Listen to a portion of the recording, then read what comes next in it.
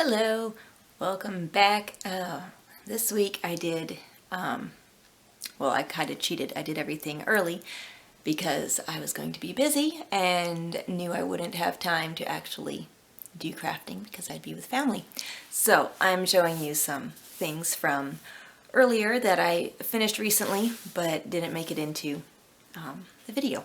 The first one, this one didn't make it in because it's a gift for my sister for her new little one who will be born any day now. So it doesn't look like much here. There's a little robe, but over that you get the brown Jedi robe. And then because I had neon green fabric, I made a quick little lightsaber. So they can have a baby Jedi. Hopefully it fits and looks close enough that people actually think the baby's a Jedi when he's wearing it. If not, it's really comfortable, soft fabric, so at least it'll be cozy. Another thing that I made, the first step on making pants for myself, which sounds like such a huge project. But I made some shorts. I used the Jaylee Eleanor pattern, and same as with their tank top, everything went really smoothly. Everything came together really easily. So mainly my goal with the shorts was to just get the top fitted so it fits me. And I learned an important thing, that you should never cut your pattern when you're pregnant and then try to resize it when you've just had a baby, and then not finish the actual shorts until a year after the baby was born, because my size has changed dramatically during each of those steps. So the pants fit okay. I think they'd be better in a size down, especially I used a fabric that is quite stretchy, so yeah, it stretches out quite a bit. But I ended up with, I have quite a bit of gappage at the back, so either I need to do a very big sway back adjustment, is what they call it when you pinch out the extra fabric so that it lays flat against your back instead of having that weird wrinkly hump at the back. And that is why it's so bunched up at the back, because it ended up being a little bit large. I made the elastic in the waistband shorter so that that would just kind of pull everything together. So it works. I did sew the waistband on inside out, backwards, so you can see the stitch marks on the outside, which makes it look all wrinkly. Those are supposed to be on the inside against your skin, and then this smoother area that doesn't have any stitch lines is supposed to be on the back, which is a great design feature because it looks much cleaner. But since these are high-waisted shorts, it's not a big deal because my shirt's always going to be covering that. So they're definitely wearable. There are some mild adjustments, like I said, changing the size down a little bit. And then I think I'll probably add another inch to the rise, because I want them to sit just above my hip bone, and these are almost there. My hip bone comes right to like this seam here, so I need just a little bit more height going up.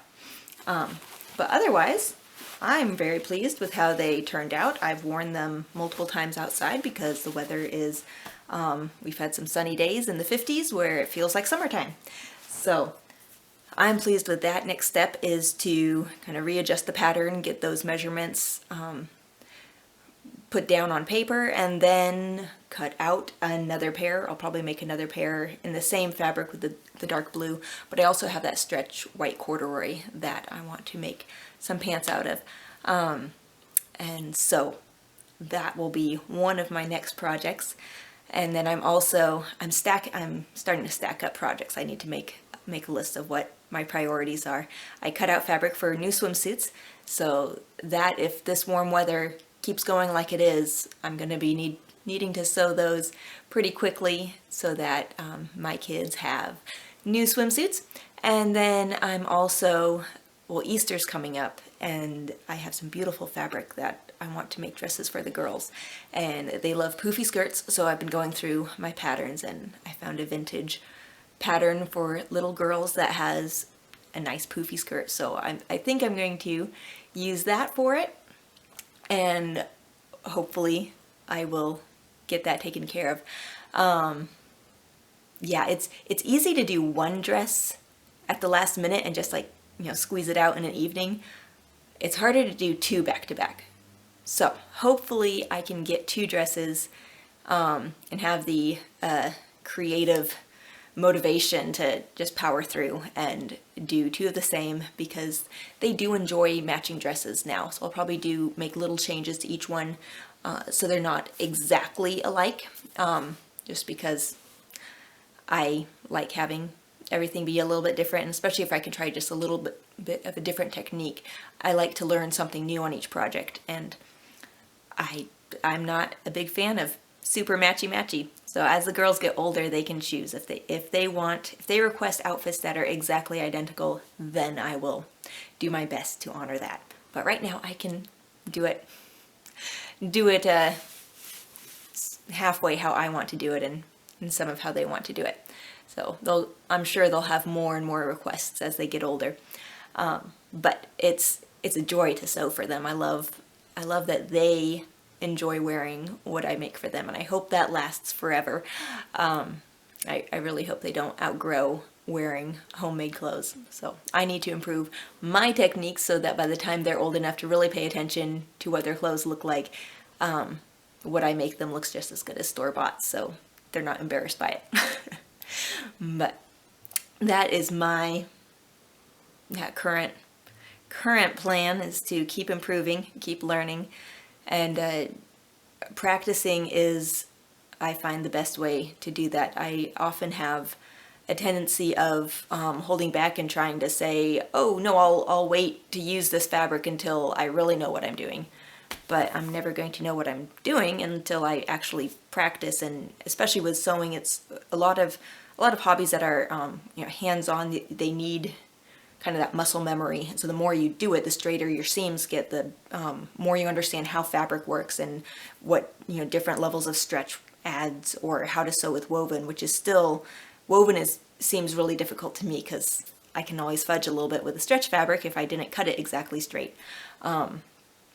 And with woven, I don't have to worry about the edges fraying as much as you do with woven. So there's so many different things that each project I do, I learn a little bit more. And so even though my projects aren't always perfect or beautiful, it's like with these pants, I've learned that I need to pay more attention. And I've learned just new techniques. I learned how to do some top stitching. You can see the different colored thread there. I've learned that I should make sure I have enough of the color before I decide to top stitch with it, because I ran out and switched to black thread. But just little things like that. Each project, even if it doesn't turn out perfect, all of those imperfections are teaching me new things, and they also make the item unique. It's not that we want to make things that are flawed and don't work, but that little bit of human error or wiggle room does help create an item that is unique to you. And so my goal is to make things that are usable and beautiful and look great, but little flaws, I try not to let them bother me, because that's the nature of a homemade good. There are going to be little things that just don't perfectly match up, but the more I do it, hopefully the fewer of the major flaws will make it into the final project. So there's my encouragement, is just get out, practice, do it again and again, and the more you do it, the better you will get. And the reminder again that the goal doesn't always have to be perfection. Having a usable item that looks fine and does what it needs to do, sometimes that's what you want. And so if you've attained that, then you met your goal, which is good. So I hope you have a good week, and I hope you don't get discouraged by little flaws or